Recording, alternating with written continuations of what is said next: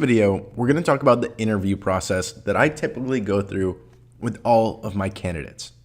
Now, this does change depending on position.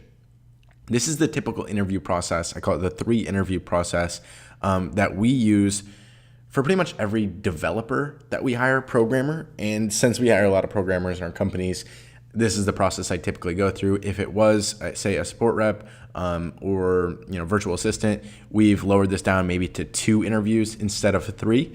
But I want to run through this with you, and I think it's going to make a lot of sense to you and why you'll understand why we do it this way.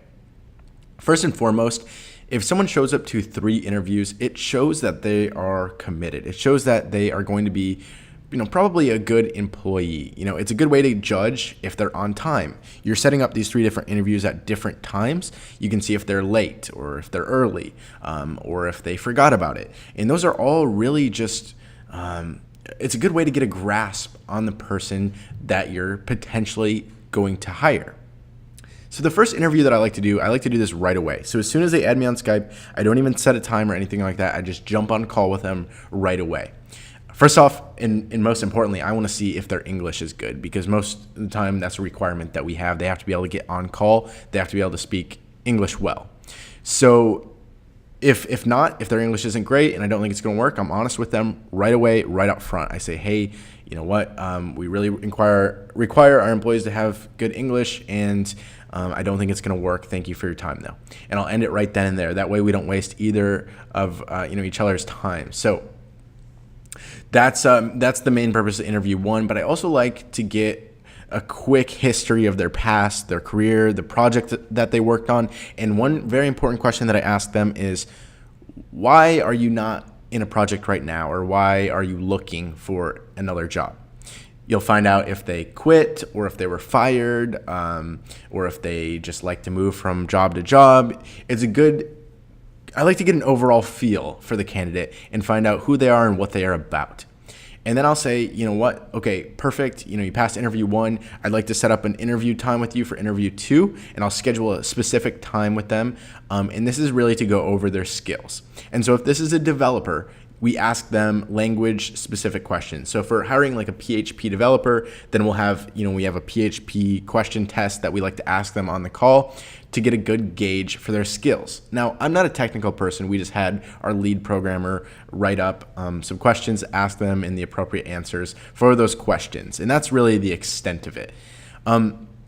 You're really kind of trying to judge if they have what it takes for your position. So if they're going to be a support rep and typing speed is important, then what I'd like to do at this point is give them some kind of test, have them open up a typing test game on their computer and find out what their typing speeds are right then and there. Anything that you need to know related to skills, this is the time to do it. You want to find out if they have what it takes. We give all of our developers a pretty thorough test. It usually takes a day or 2 to complete. They don't get paid for it. And that right there shows us if they're committed as well. If they take the time 1 or 2 days to build a test project without getting paid, and they do a good job on it, that tells us just so much about this person. And that's why we go through this longer interview process. If they pass that and their skills are there, we let them know, hey, your skills, you're a great fit so far. What we like to do at this point is interview 3, which is like a personality interview. Make sure they're going to be a good culture fit for our company. So one of my companies, Demio, I'm the CEO, my partner and co-founder is COO, and what he'll basically do usually is the first 2 interviews, and then for interview 3, it's both me and him on the call, and we like to get a good gauge for the person's personality, and I just want to see, if they're a good fit. I want to see what their long-term goals are. I want to see what they're striving to accomplish, and I want to see if they have any questions or thoughts about our company. At this point, they've should have taken the time to at least research your company a little bit. And if they haven't, well, right then and there, I know that, they're not too interested in the company. They're just trying to get a job.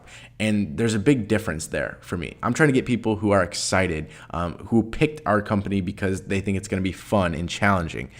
And that's the 3 interview process that we typically go through. Now, You could break that down into 2 interviews or even 1. Again, I like to extend it out for multiple reasons. It's this big filtering process that we have where we let 100 people in, and then, let's say 20 people pass the job post filters, and then 10 people get on Skype, and then, 5 people go to interview 2, and 2 people go to interview 3, and we're left with 1 really good person, and we make that hire. And so I really like to filter them down because there's really no lack of candidates for general positions like VA or support rep.